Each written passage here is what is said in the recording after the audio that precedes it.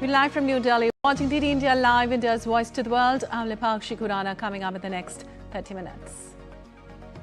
Prime Minister Narendra Modi to visit Israel on February 25th and 26th to boost bilateral and strategic partnership between the two countries, regional and global issues an agenda of discussion.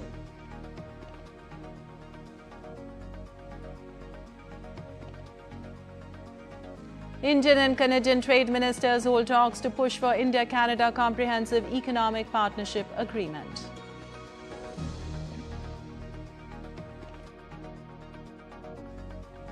Mexico sends thousands of additional soldiers to curb violence after the death of drug cartel leader El Mencho.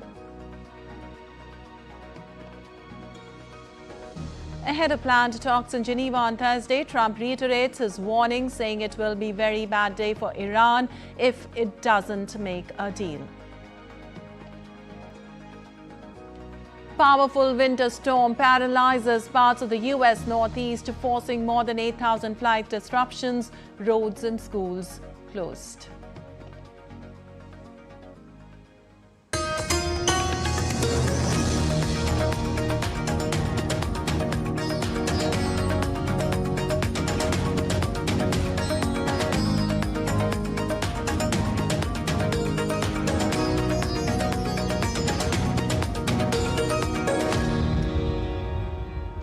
And on to the details now. Prime Minister Narendra Modi will travel to Israel on Wednesday in a visit that underscores the deep and enduring friendship between the two nations. Ahead of his trip, Prime Minister Modi responded to Israeli Prime Minister Benjamin Netanyahu's message on social media, highlighting the trust, innovation and shared commitment to peace and progress that defines India-Israel relations. Prime Minister Narendra Modi will visit Israel on Wednesday, underscoring the deep and enduring friendship between the two nations. In a message responding to Israeli Prime Minister Benjamin Netanyahu on social media, Prime Minister Modi highlighted the trust, innovation and shared commitment to peace and progress that define India-Israel relations. He expressed appreciation for the warm sentiments from his counterpart and fully agreed on the strength and diverse nature of bilateral ties. And this week, we will see an expression of the special relations that have developed in recent years between Israel and the global power of India, and between myself and its leader, Prime Minister Modi. We are personal friends. We speak frequently on the phone. We visit each other. India's partnership with Israel has grown steadily over the past decades, spanning defense cooperation, agricultural innovation, technology, and people-to-people exchanges. For India, Israel represents a trusted partner in both strategic and developmental spheres. For Israel, India is a vital ally in Asia, offering a vast market and a strong voice on the global stage. The fabric of relations has continued to tighten, and he will be coming here so that we can tighten it even further through a series of decisions relating to deepening cooperation between the governments and between the states, economic cooperation, diplomatic cooperation, and security cooperation. Prime Minister Modi noted that India deeply values this partnership built on mutual trust and innovation, and conveyed his anticipation for meaningful discussions during his forthcoming visit. India's foreign policy balances strategic interests with shared values of progress and peace. The visit is expected to reaffirm the enduring bond between the two democracies, while opening new avenues for cooperation in technology, security, and sustainable development. Bureau Report, DD India. Well, in a rare honor extended to Prime Minister Modi, he's been invited to address the Israeli parliament, also known as Knesset. During his visit, Prime Minister Modi will also hold bilateral talks with his Israeli counterpart, PM Benjamin Netanyahu. India's ambassador to Israel, JP Singh, shares details on Prime Minister Modi's upcoming visit with DD India correspondent Shubhendu Ghosh. Listen in. Prime Minister Narendra Modi is set to visit Israel. This would be his second official visit to the West Asian country after 2017. To talk about the significance of this visit, I have with me India's ambassador to Israel, Ambassador JP Singh. Ambassador, welcome to DD India. If you could first broadly take us through the itinerary and what's on agenda on Prime Minister's visit. Prime Minister Narendra Modi ji is visiting Israel on February 25th and 26th. It's a 2-day visit. This is a very historic visit. He came to, first time he came to Israel was in 2017. And that time he laid down the foundation of our relationship. And now we have reached a stage where we need to take it forward and start a new phase of our strategic relationship. During his visit, he will be having detailed discussions on bilateral issues and regional and global issues with the Prime Minister, Mr. Netanyahu. He will also be meeting the President, Mr. Herzog, and he will be addressing the Knesset, which is their parliament, 25th of February. Ambassador, if we talk about the areas of engagement, we understand that defense and security is like a cornerstone of this partnership. Late last year, an agreement was also signed on co-production of advanced technologies. What can we expect during Prime Minister's visit? In this visit, as I mentioned, we have a strategic partnership. The best thing about India and Israel are that we don't compete with each other. Rather, we complement each other. And we complement in our core strengths. Israel's core strength is in science and technology, innovation, critical and emerging technologies, be it AI, be it cybersecurity, quantum. And similarly, our core strength is huge, a kind of engineers, skilled manpower, and there's an ecosystem in India where we can scale it up in sense. So the idea during this visit will be how we can combine these two ecosystems so that both the countries can benefit out of it. So science and technology will be a core area of focus in this particular technology. The other core areas includes our cooperation in agriculture, water technology, workforce, defense and security cooperation, as you mentioned. And in defense, last year we signed a memorandum of understanding in defense cooperation. And there is already going on cooperation, defense. We have a Make in India program. Under the Make in India program, many Israeli companies are participating.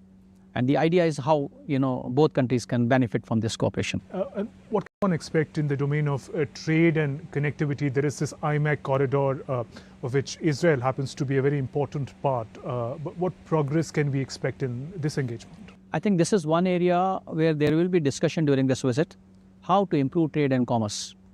And when we say trade and commerce, last year our Commerce and Industry Minister, Mr. Piyush Goyal, also visited Israel.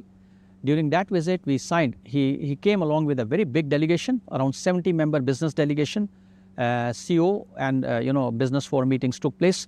During that visit, both the countries signed the terms of reference for free trade agreement. And you will be happy to know that as we speak today, the delegation from both the sides are meeting in Delhi to take forward negotiations on free trade agreement. And I think during this visit, both the Prime Minister are going to set a roadmap, a target, how to sign free trade agreement at the earliest possible. Right. And finally, Ambassador, we understand India and Israel share civilizational links with one another. As far as taking forward people-to-people linkages in the 21st century is concerned, what steps could be taken? India and Israel, people-to-people cultural relations are already very good. Unlike many other parts of the world, in India you won't find any anti-Semitism activity, which we are proud of. India believes in philosophy of coexistence, believe in philosophy of Vasudhaiva Kutumbakam, and as Prime Minister says, that world is one family. World is one family. In that spirit, I think we are already doing a lot on improving our people-to-people and cultural relations. We have an Indian Cultural Center in Tel Aviv, under which we organize many film festivals. A number of cultural troops come here. The tourism from Israel to India is picking up. So we are moving in the right direction, and maybe many agreements will be signed during this visit, and you will see some agreements in this field also. Ambassador Singh, on that note, thank you for speaking with DD India. That was India's ambassador to Israel, talking about the expectations from Prime Minister Modi's upcoming visit to Jerusalem. With camera person Anand Kumar, Shubhendu Ghosh for DD India in Jerusalem. And with an aim to strengthen business ties between India and Canada, Union Commerce Minister Piyush Goyal virtually interacted with Canada Minister of International Trade Maninder Sidhu and held a discussion related to India-Canada Comprehensive Economic Partnership Agreement. The leaders also discussed strengthening business ties on both sides through regular delegation-level engagements. Well, in a post on X, Union Minister Piyush Goyal wrote, and I quote, had a virtual interaction with Maninder Sidhu, Minister of International Trade, Canada, on advancing discussions related to the India-Canada Comprehensive Economic Partnership Agreement. We also deliberated on strengthening business ties on both sides through regular delegation-level engagements over the coming months to build sustained momentum in our economic partnership. And Prime Minister Narendra Modi congratulated his Netherlands counterpart, Rob Jetten, on assuming office. In a post on X, Prime Minister Modi wrote, and I quote, "Congratulations, Rob Jetten, on assuming office of the Prime Minister of the Netherlands. India and Netherlands share an extensive relationship across diverse sectors. I look forward to working closely with you to add further momentum to the growing ties between our two countries and people," unquote. And aiming to boost the strategic partnership between India and GCC, Secretary General of the Gulf Cooperation Council, Jaisim Mohammed Al Budwai, arrived in New Delhi on Tuesday. His visit is expected to further deepen the historic and strong India-GCC ties. And in a tragic incident in Indian state of Jharkhand, all 7 people on board an air ambulance headed for Delhi from Ranchi have been confirmed dead hours after the aircraft crashed in Chhatra district on Monday night. The Beechcraft C-90 aircraft, registered as VT-AJV and operated by Redbird Airways Private Limited, was flying a medical evacuation mission from Ranchi to Delhi when it went down in Jharkhand's Chhatra district shortly after takeoff. According to the Directorate General of Civil Aviation, the aircraft lost communication and radar contact with Kolkata at 7:34 p.m., approximately 100 nautical miles southeast of Varanasi. A team from the Aircraft Accident Investigation Bureau was dispatched following the incident to investigate the cause of the crash. And the Election Commission on Tuesday organized the National Roundtable Conference of ECI and State Election Commissioners at Bharat Mandapam in New Delhi. The Roundtable Conference is being held after a gap of 27 years. Noting the contribution of more than 1 crore officers during the general elections in India, Chief Election Commissioner Gyanesh Kumar said that the massive contribution of officers from booth level to the topmost level has made India earn a global prestige. India has the largest electoral database in the country. With such a large electoral database, naturally, the holding of elections, preparation of electoral rolls becomes one of the most challenging tasks on this planet. During the Lok Sabha elections, the Election Commission has on its deputation nearly 1.8 crore officers. That makes the Election Commission of India conduct the Lok Sabha elections, which are held periodically, fairly, transparently and efficiently. This mammoth work done with commitment by our foot soldiers, right from booth level officers to assistant electoral registration officers, to electoral registration officers, to district election officers, to our chief election officers, electoral officers, India has earned a global prestige. Well, still to come in this edition of DT India Live. European Parliament delays vote on EU-US trade deal after Trump imposes 15% import duty. Yoon Suk-yeol appeals insurrection conviction over 2024 martial law declaration. And West Indies begin their Super 8 campaign with massive win over Zimbabwe at the T20 World Cup in Mumbai.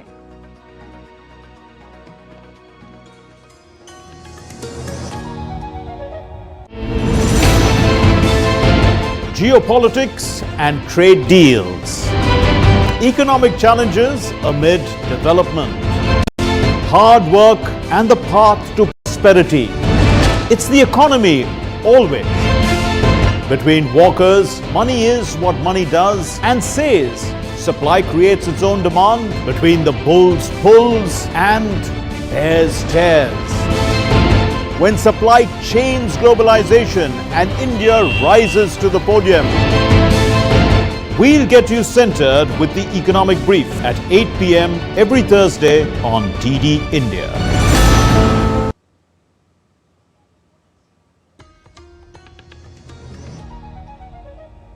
Welcome back. You're watching DD India Live. I'm Lipakshi Kuran, and moving on, Mexican authorities on Monday deployed an additional 2,000 military troops to the western state of Jalisco following violence in the wake of the death of Mexico's most wanted cartel leader, Nemesio Oseguera, known as El Mencho. Well, Mexico has deployed 10,000 troops deployment since Sunday to quell clashes sparked by the killing of drug lords that have claimed dozens of lives. Oseguera had a $15 million U.S. bounty on his head. News of his death triggered spasms of violence, with cartel members blocking roads in 20 states and torching vehicles and businesses. At least 25 National Guard members were killed in subsequent clashes. In Jalisco's state capital, Guadalajara, schools remained closed and most public transportation was suspended. While U.S. President Donald Trump had yet to respond publicly to Oseguera's death, he posted briefly on his Truth Social platform, "Mexico must step up their efforts on cartels and drugs." In response to the violence and clashes in Mexico, the United States, Canada and India have issued stay in shelter warning for its citizens in Mexico. In the U.S. and Canada, several airlines have also cancelled their flights to Mexico, especially the Guadalajara and Puerto Vallarta. And U.S. Secretary of State Marco Rubio will take part in a summit of Caribbean nations on Wednesday, the State Department said, as he seeks a common line on Venezuela and pressure on Cuba. Rubio will represent the United States in the summit of the Caribbean community taking place this week in the small island nation of St. Kitts and Nevis. Rubio will reaffirm the United States' commitment to working with CARICOM member states to enhance stability and prosperity in their hemisphere. Meanwhile, another U.S. strike in the Caribbean Sea that it said targeted drug smugglers, killing 3 people. The U.S. Southern Command released a video on Monday showing a reported strike on a vessel that killed 3 people. In a caption accompanying the footage on X, Southern Command said the vessel was hit while allegedly transiting along a drug trafficking route. The command added that no U.S. military personnel were harmed during the operation. And U.S. President Trump continues to walk a line between diplomatic and military solutions for Iran, reiterating on Monday evening that he preferred to strike a deal to curtail its nuclear program. At the same time, he warned if that doesn't happen, it will be a very bad day for the country. Meanwhile, Iran has firmly dismissed speculations about a potential interim agreement with the United States, stating that such claims have no basis. Foreign Ministry spokesperson Ismaili Bagahi addressed numerous rumors regarding the format and substance of ongoing negotiations between Tehran and Washington at a press conference on Monday. He underlined that none of the details circulating are confirmed by Iran, especially those regarding an interim agreement, which he says has no basis. Our position on ending the cruel US sanctions and the nuclear issue is clear, and we are well aware of the US side's viewpoints. If both sides demonstrate goodwills during negotiations, we can hope for a result. We are now in the stage of stating our positions. We hope that we will be able to hold another round of talks within the next 2 to 3 days. Well, the U.S. State Department is pulling out non-essential government personnel and their eligible family members from the U.S. Embassy in Beirut amid growing concerns about the risk of a military conflict with Iran. The State Department on Monday updated its travel advisory for Lebanon, repeating its warning that U.S. citizens should not travel to the country. Remaining embassy personnel are restricted from personal travel without advance permission, and additional travel restrictions may be imposed due to increased security issues. The U.S. has built up one of its biggest military deployments in the West Asia, with President Donald Trump warning on Monday Iran has threatened to strike American bases in the region if it is attacked. Well, a powerful blizzard brought more than 2.5 feet of snow and hours of misery to many parts of the U.S. Northeast on Monday. The extreme weather brought travel to a near standstill for millions as roads were closed, train services were down, and the 8,000 flights were cancelled. Now, U.S. airlines are scrambling to add flights on Tuesday as they work to recover from widespread disruptions. The northeastern United States has been under siege from a severe blizzard since Sunday, with relentless snowfall and exceptionally strong winds causing widespread disruption across the region. The storm dumped heavy snow across parts of the US Northeast, forcing road closures and school cancellations. US airlines are scrambling to accommodate stranded passengers and reposition aircraft and crews as the weather improves. Thousands of homes and businesses were left without power, and officials, including New York City Mayor Zohran Mamdani, urged residents to stay off the roads so emergency crews could clear snow and debris from the streets. If you can, remain indoors. If you must leave your home, please rely on public transit. I am grateful for our tireless agency teams who have been working nonstop to prepare our city for this blizzard and to keep New York running. This has been a full-force winter weather response operation, with 2,600 sanitation workers deployed on every 12-hour shift and over 2,300 plows, including 700 salt spreaders mobilized citywide. I know that this is a city full of people who do not like to sit still. And yet, as the snow continues to fall and conditions remain dangerous, I am asking you to do just that. Central Park in New York recorded over 15 inches by Monday morning, with higher amounts reported across Long Island and parts of New Jersey, where some communities saw close to 2 feet of snow. Snowplows were deployed across the Northeast as officials sought to reduce prolonged disruption. Major cities including New York and Philadelphia advertised dedicated warming centers for people caught outside in the cold. Further, a travel ban in Rhode Island was prolonged until Tuesday, while Massachusetts' governor announced new restrictions for non-essential driving in parts of the state. A closure of Boston public schools was also extended to Tuesday due to continued bad weather. Bureau Report, DD India. Well, the U.S. Supreme Court has agreed to review a case involving major oil and gas companies seeking to halt climate change lawsuits filed in state courts. Companies including ExxonMobil and Suncor Energy are challenging a decision by the Colorado Supreme Court that allowed a lawsuit from Boulder, Colorado to move forward. The firms argue such cases belong in federal court and should be governed by federal environmental laws. They contend that one municipality cannot shape national energy policy or hold a select producers responsible for global emissions. The Justice Department under President Donald Trump supported Supreme Court review. The court will hear arguments in its October term.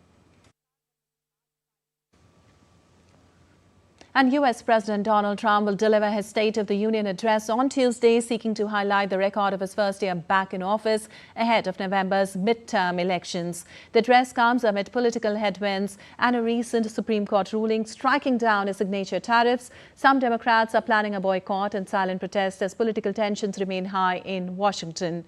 President Trump, during the address, is expected to focus on immigration, the economy and foreign policy, including ongoing tensions with Iran. Well, the European Parliament has postponed a vote on the European Union's trade deal with the United States due to U.S. President Donald Trump's imposition of a blanket 15% import duty after the Supreme Court struck down his previous global tariffs. Parliament's Trade Committee had been due to vote on Tuesday, but that vote has now been postponed in what is the second such suspension by EU lawmakers. They previously halted their work on the deal in protest at Trump's demands to acquire Greenland and threats of extra tariffs on European allies who opposed his plan. And South Korea's former president Yoon Suk-yeol has filed an appeal against an insurrection conviction stemming from his 2024 martial law declaration.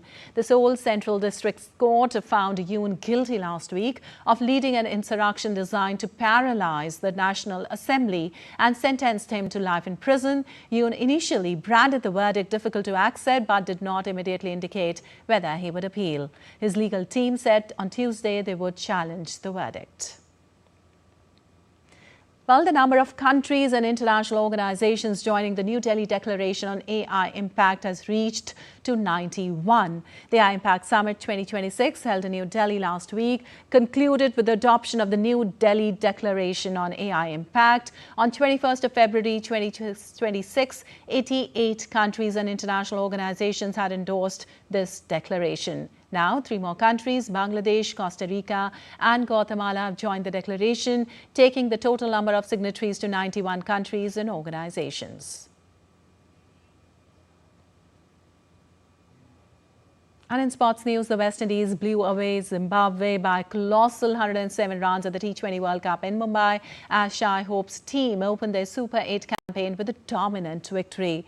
Shimron Hetmeyer blasted 85 runs off 34 balls as the West Indies piled up 254 runs for the loss of 6 wickets, the second highest total in the history of the tournament. Zimbabwe got off to an awful start as they lost 3 wickets for just 20 runs in the third over and were all out for 147 runs in 17.4 overs, with Brad Evans hitting some lusty late blows before being last man out for 43 runs.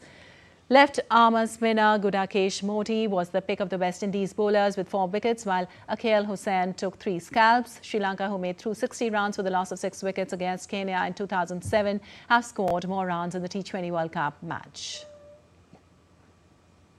All right, that's all for this edition of DD India Live, but let us know your thoughts on the news of the day. For those on the go, you can get all the latest news and updates from India and across the world on the DD India mobile app. The app is available on both Android and iOS platforms. Scan the QR code on the screen to download now. We'll be back with more news as it breaks here on DD India. I'm Lipakshi Khurana from all of us here in Delhi. Thanks for watching DD India Live.